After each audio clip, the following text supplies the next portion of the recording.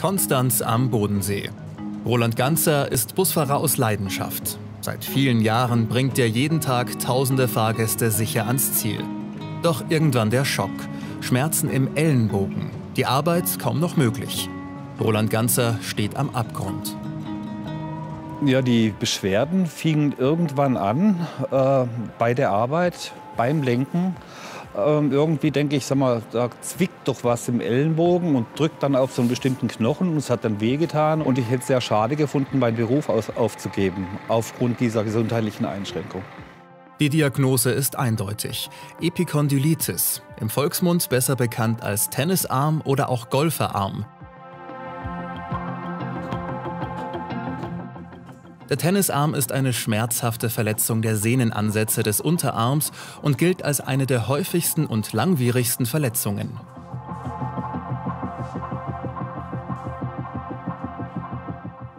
Die Muskulatur ist durch eine Bewegung schnell überlastet und da der Muskel in eine Sehne übergeht und die Sehne am Knochen ansetzt, ist das die sogenannte Prädilektionsstelle, gerade der Ansatz am Knochen, dass der die Überlastung nicht aushalten kann und dass es dadurch zu einer Verletzung kommt, die dann eben folgeschwerend ist. Eine Animation verdeutlicht das. Ständige Belastungen des Arms können zu Mikrorissen an den Sehnenansätzen führen, die sich dann entzünden und zu chronischen Beschwerden führen können. Das bedeutet für betroffene Personen einen herben Einschnitt in den Alltag und die Lebensqualität und kann schlimmstenfalls sogar die berufliche Existenz gefährden. Also die Schmerzen können sehr erheblich werden, die greifen in die Psyche ein, einmal weil es eben ein Krankheitsbild ist, was einen sehr langen Verlauf hat.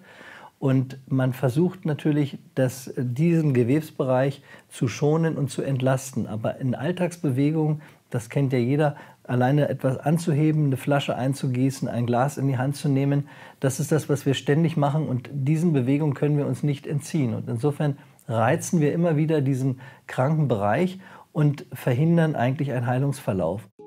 Mit verheerenden Folgen. Aktuelle Schätzungen gehen davon aus, dass alleine in Deutschland zwischen 3 und 4 Millionen Menschen einen Tennisarm haben und teils jahrelang an den Schmerzen leiden müssen. Das führt zu langen Arbeitsausfallzeiten, im Schnitt über 80 Tage pro Patient. Der volkswirtschaftliche Schaden geht in die Millionenhöhe. Doch was kann das Problem lösen? Vielleicht eine besondere Manschette. Auch Roland Ganzer wurde so geheilt und kann nun endlich wieder seinem Beruf nachgehen. Ja, letzten Sommer war es so, dass ich einkaufen war und eine Dame vor mir an der Kasse hatte eben die alte Marsalo-Manschette am Arm. Und ich habe sie direkt angesprochen, was sie denn da hat. Ich habe ein bisschen recherchiert, war dann ein bisschen skeptisch aufgrund der vielen sehr guten Bewertungen. Und ich kann es sagen, von jetzt auf nachher waren Beschwerden weg. Ich bin zum Händewaschen gegangen. Ich konnte mir jetzt zum ersten Mal seit einem Jahr wieder schmerzfrei die Hände waschen. Vielleicht hilft die Manschette deshalb so gut, weil ihr Erfinder, der Unternehmer Harry Röder, selber jahrelang an der Verletzung leiden musste. Er war damals Handelsvertreter für Autoteile, die er immer ein- und ausladen musste. Darunter waren zum Beispiel auch Reifen, die mussten dann mit so einer Schwungbewegung auf den Lieferwagen draufgeladen werden. Und so habe ich irgendwann das Gefühl gehabt, dass irgendwas mit dem Ellbogen nicht stimmt. 2 Jahre lang unternimmt er unterschiedlichste Therapieversuche, doch nichts hilft nachhaltig. Schließlich soll er operiert werden, doch das Gespräch mit dem Chirurgen verläuft ganz anders als gedacht. Ich habe zunächst gefragt, wie soll die Operation ablaufen, was wird da gemacht? Und er sagte mir, okay, das gibt gewisse Risiken, aber ich mache Folgendes. Ich löse den Sehnenansatz hinten vom Knochen ab, fixiere den ein Stückchen weiter vorne wieder, sodass der da anwachsen kann und damit sollte das Problem behoben sein. Und dann habe ich gefragt, wo ist denn da der Sinn? Sie schälen die Sehne ab und setzen die weiter vorne am Knochen fest. Das behebt doch mein Problem nicht. Ich sagte, doch, dadurch entstehen weniger Zugkräfte auf die Sehne und dadurch ist sie entlastet und kann heilen. Und da habe ich echt gedacht, ich glaube es nicht. Ich habe mich gefragt, wo ist denn da der Sinn? Jetzt 2 Jahre lang haben sie alles Mögliche mit mir gemacht. Stoßwellen, mir in den Arm geschossen, Spritzen habe ich bekommen, Bandagen, Schienen, Gips, alles was es gibt. Aber nicht eins der ganzen Therapien wirkt irgendwie als Gegenzug. Wenn ich so eine Zugkraft habe, die die Ursache ist, muss ich einen Gegenzug nehmen, um das zu reduzieren. Sagte der Chirurg, ja grundsätzlich ja, der Denkansatz ist absolut richtig, aber das ist am menschlichen Arm unmöglich. Und daraufhin habe ich ihm gesagt, wissen Sie was, lassen Sie erstmal Ihr Messer stecken. Ich fahre jetzt nach Hause und baue das, was Ihrer Meinung nach nicht möglich ist. Gesagt, getan. Also kauft sich Harry Röder Leder und tüftelt nächtelang an seiner Gegenzugbandage. Mit Erfolg. Nach nur wenigen Monaten heilt sich Harry mit seiner Erfindung selbst. Doch was ist das Geheimnis der patentierten Konstruktion, die mittlerweile nicht mehr aus Leder, sondern aus hochwertigen Textilien besteht?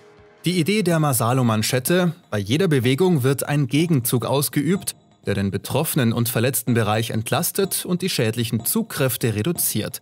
Dadurch soll die Verletzung heilen können, ganz ohne Chemie und Operation. Doch was sagt der Experte?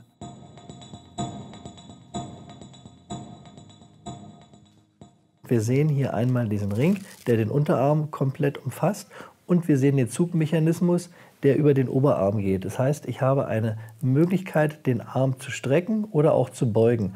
Und während ich den Arm strecke, baue ich zunehmend einen Gegenzug auf. Und wie man hier sieht, entsteht eine Wulstbildung, sodass komplett der Ansatzbereich der Strecksehnen oder auch eben am Unterarm der Beugesehnen entlastet sind. Die ganze Druckbelastung ist auf diesen Bereich verlagert bzw. springt über diesen Gegenzugmechanismus auf den Oberarm, sodass ich die Kraft erhalten habe, aber komplett den Ansatzbereich entlastet habe. Mit der Unterstützung seiner Frau Ulrike und jahrelanger Entwicklungszeit wurde aus der selbst gebastelten Ledermanschette ein zugelassenes medizinisches Hilfsmittel, welches auch auf Rezept erhältlich ist. Eine Erfolgsgeschichte aus der Not geboren, und auch Harry Röder erinnert sich gerne an die Anfänge und den Moment, als er seine clevere Erfindung seinem Chirurgen präsentieren konnte. Bin hingegangen und habe gesagt, hier guck mal, meine Arme, ich bin wieder gesund. Und dann sagt er, ja, ist der Tennisarm weggegangen, das kann schon mal vorkommen. Sag ich, nee, der ist nicht von alleine weggegangen. Guck mal, was ich gebaut habe, und zeige ihm die Bandage. Und er guckt drauf und sagt, ja, das ist klar, das muss ja funktionieren. Der Clou: Trotz der Epikondylitis kann der Arm ganz normal eingesetzt werden. Egal ob im Alltag, beim Sport oder im Beruf. Das kann ganze Existenzen retten und auch die Volkswirtschaft vor großem Schaden bewahren. Also wenn ich diese Bandage jetzt nicht gefunden hätte, hätte ich meinen Betrieb wahrscheinlich schließen müssen. Weil auf die Dauer hätte ich das nicht mehr machen können. Ne?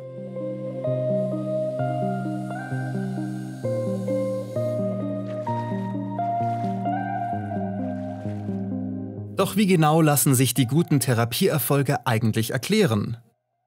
In dem Moment, wo die Bewegung durchgeführt wird und keine Belastung am Sehnenansatz auftritt, kommt es zu einem beschleunigten Heilungsverlauf. Das heißt, die Sehne kommt zur Ruhe, gerade an dem Ansatzbereich, wo sie in den Knochen hineingeht, und bewirkt damit einen entspannten Heilungsverlauf, ohne dass wir Schmerzen haben, ohne dass wir neue Läsionen setzen. Und wir können damit gut in die Zukunft gucken, um relativ zügig wieder auch ohne Bandage die normalen Alltagsbewegungen durchzuführen. Und so können auch Roland Ganzer und viele andere Leidensgenossen wieder aktiv sein, dank einer unmöglichen Erfindung.